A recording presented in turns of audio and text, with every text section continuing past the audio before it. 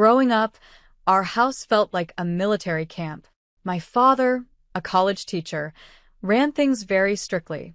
My older sister, Julie, was the perfect child, obedient, focused on school, and always trying to make everyone happy.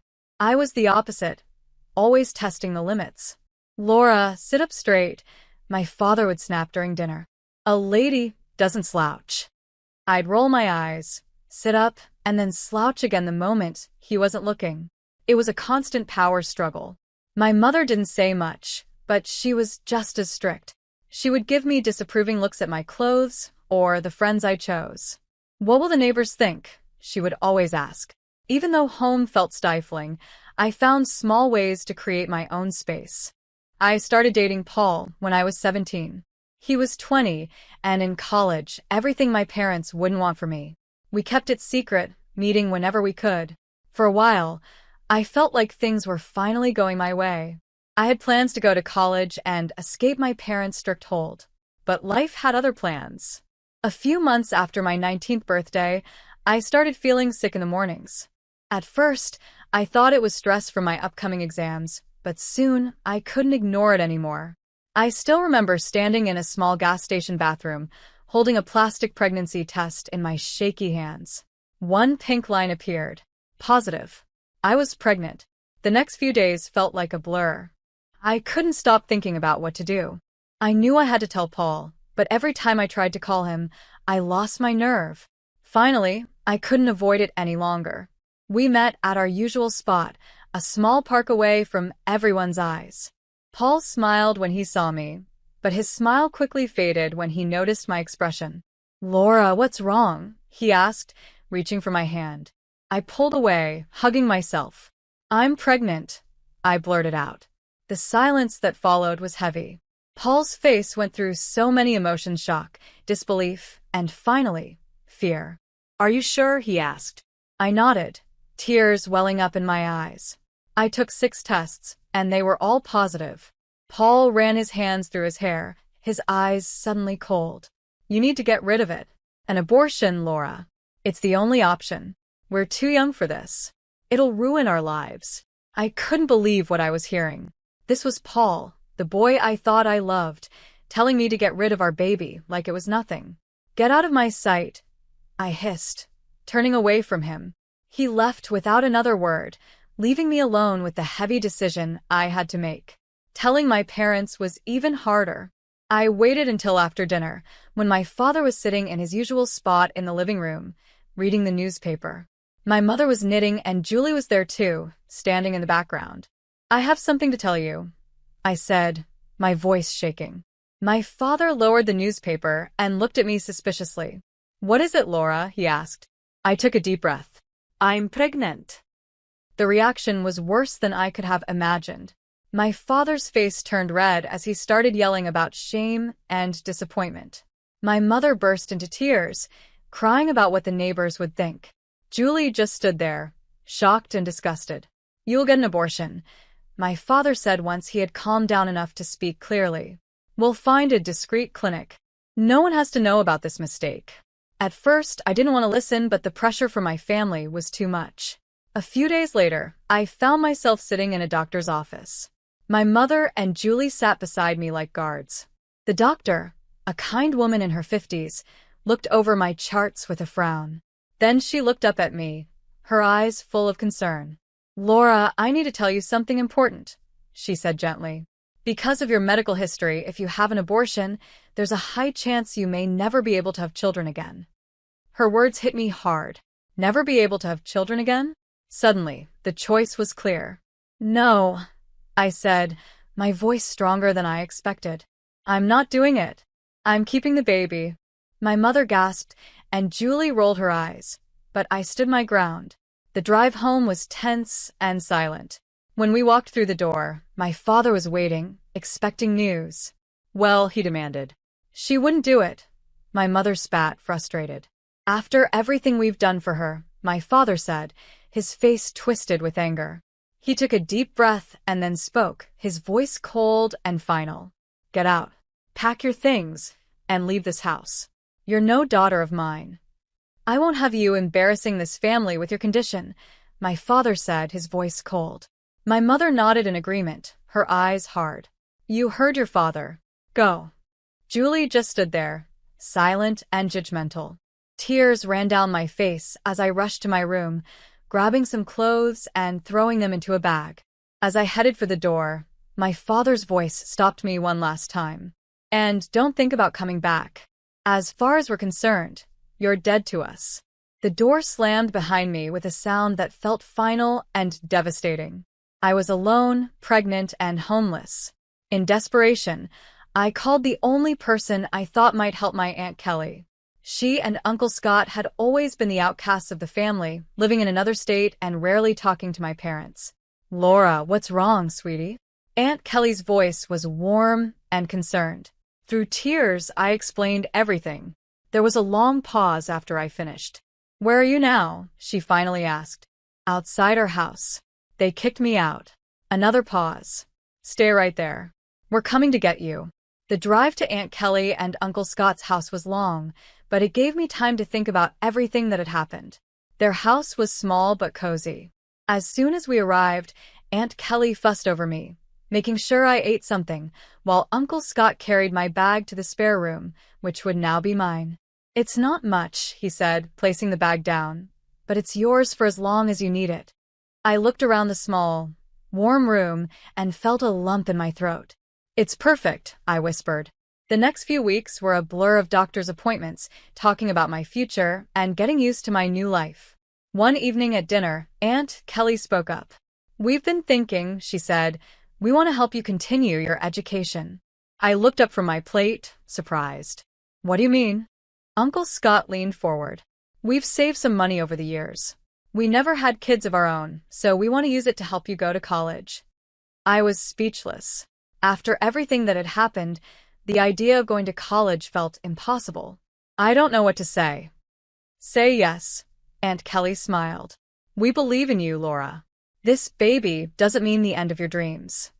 With their support, I enrolled in a local community college, majoring in business management. It wasn't easy, juggling classes, doctor's appointments, and the challenges of pregnancy, but I was determined to make it work.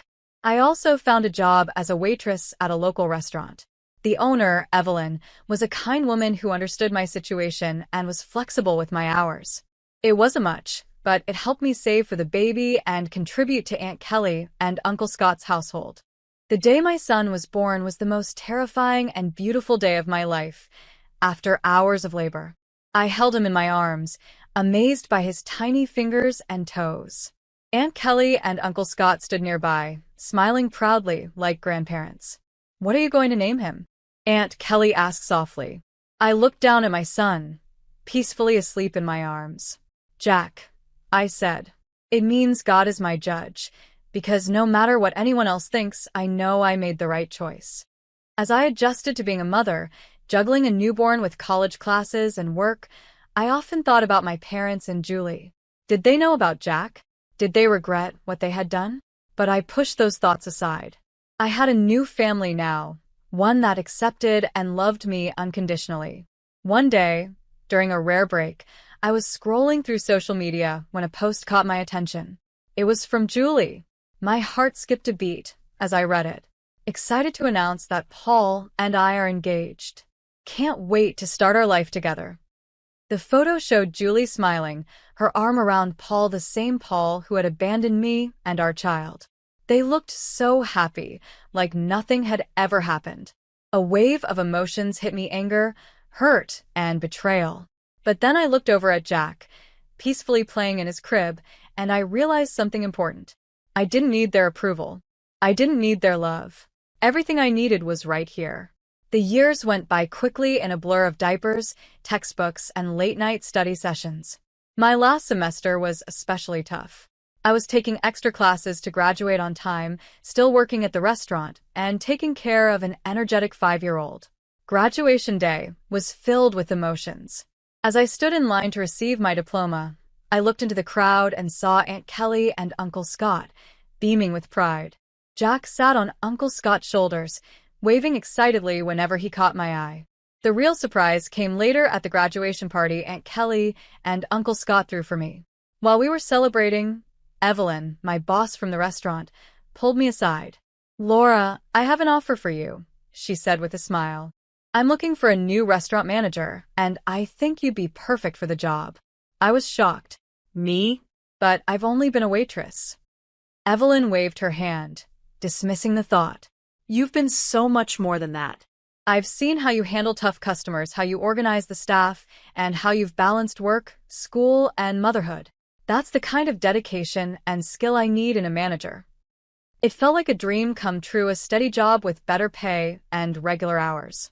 It was exactly what Jack and I needed to start our new life.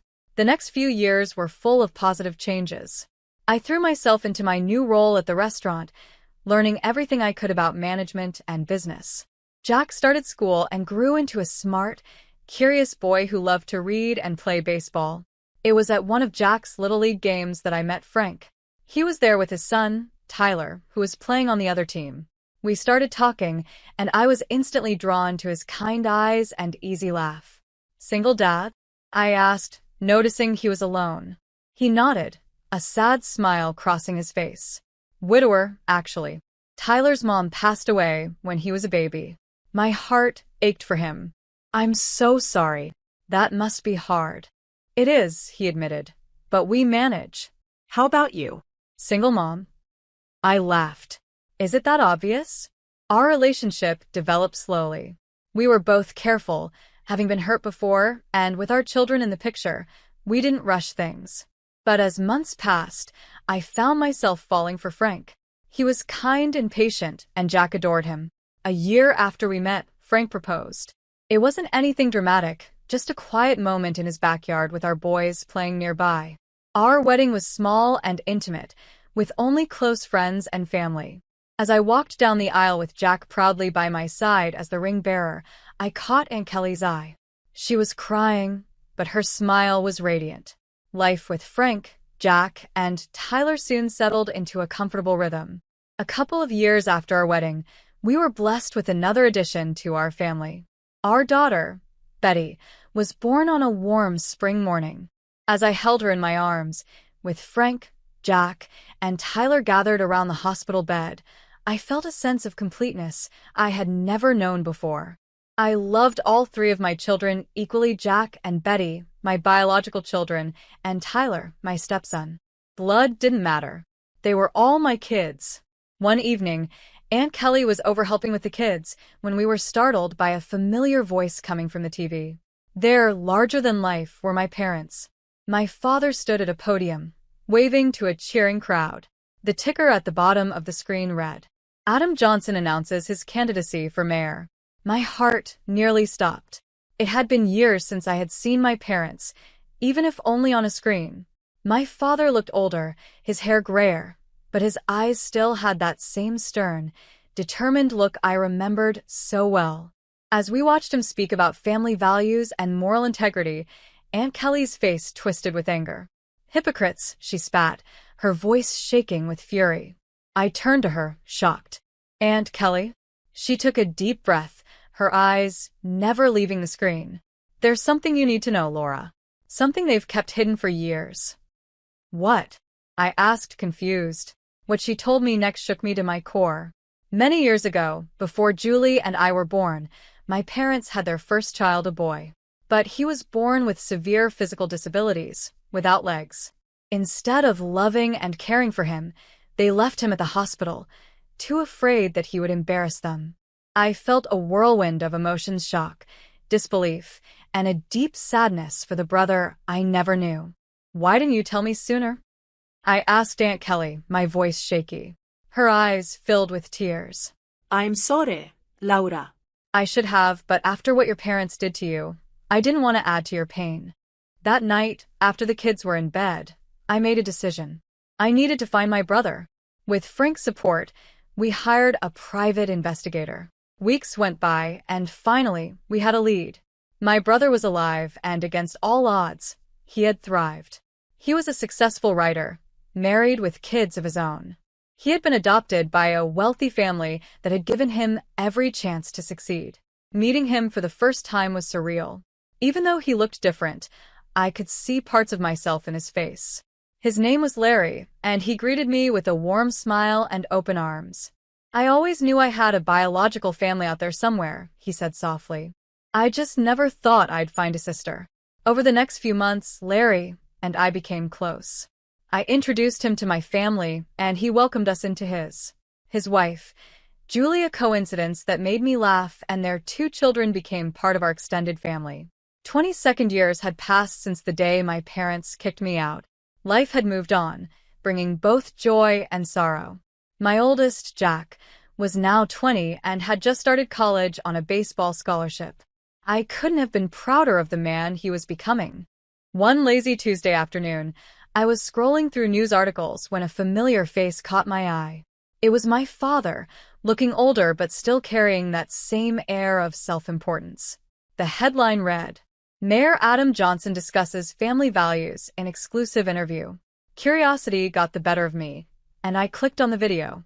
For a few minutes, I listened as my father talked about the importance of family and moral values. Then the interviewer asked about his children. My father's face softened into what I knew as his public sympathy look. "I have one daughter, Julie.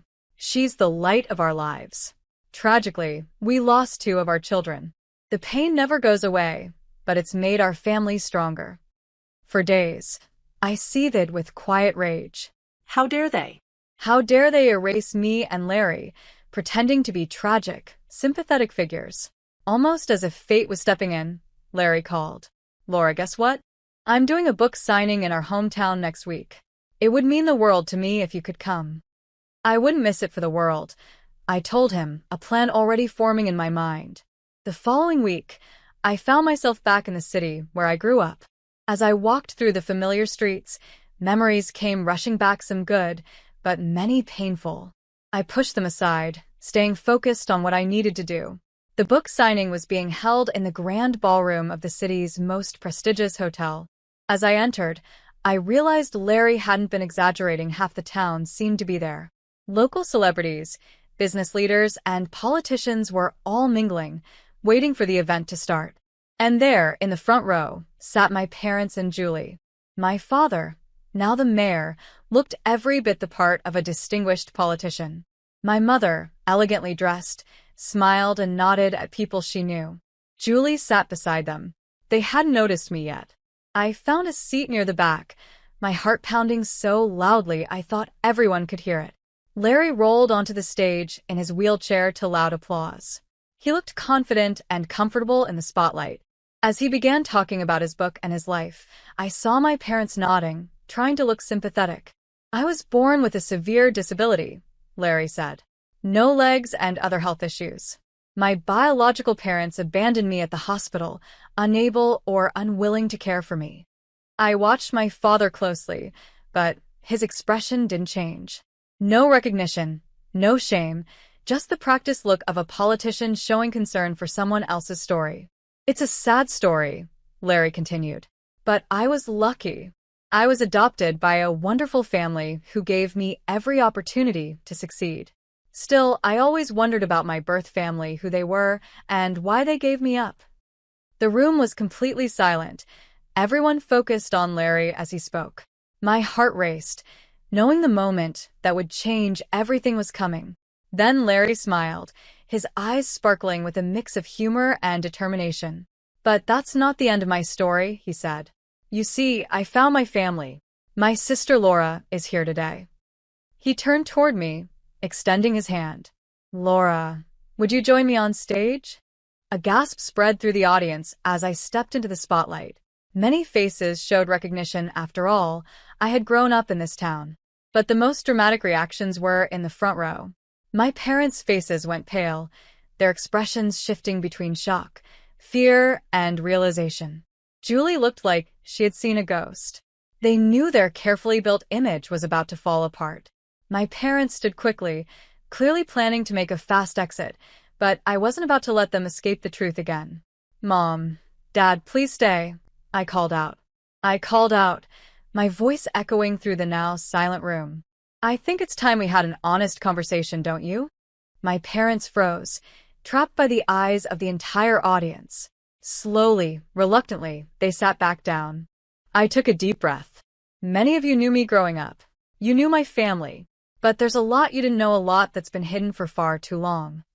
And then I told them everything. How my parents had abandoned Larry at the hospital because they were ashamed of his physical differences.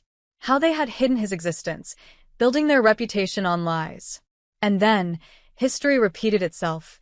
I continued, my voice growing stronger. When I got pregnant at 19, they didn't offer support or understanding. They demanded I have an abortion, even though doctors warned it could leave me infertile. When I refused, they kicked me out pregnant, alone, and abandoned, all to protect their perfect image. Gasps and whispers spread through the crowd. I saw people's disgusted looks aimed at my parents, who seemed to shrink in their seats. For years, I've heard them talk about family values and morality. I said, my voice full of emotion. But their actions tell a different story. They abandoned 2 of their children when we needed them the most. They erased us from their lives to keep up their perfect image. The room erupted into chaos. People were shouting, some at my parents, others at each other. Journalists, who had come for a simple book signing, were now furiously taking notes or speaking into their phones. In the middle of the uproar, I locked eyes with my father. The man who had once seemed so powerful in my childhood now looked small and defeated. My mother was openly crying, and Julie sat frozen, her face filled with shock and confusion. In the days that followed, the story blew up. It was all over the local news, then the national news. My father's political career crumbled overnight. The man who had preached about integrity and family values was exposed as a hypocrite. His position as mayor became impossible to hold, and within a week, he resigned, citing personal reasons. But everyone knew the truth. The college where he had taught quickly distanced themselves, firing him. Amidst all the chaos, one thing became clear: my sister Julie made her choice. She stood firmly by our parents, refusing to face the truth. During a brief phone call, she hissed, "You've ruined everything. Don't contact me again. You're dead to me, just like you're dead to Mom and Dad." But life has a way of surprising you when you least expect it. A few days later, I got a call from a number I hadn't seen in over 22 years. It was Paul, Julie's husband, and the father of my eldest son.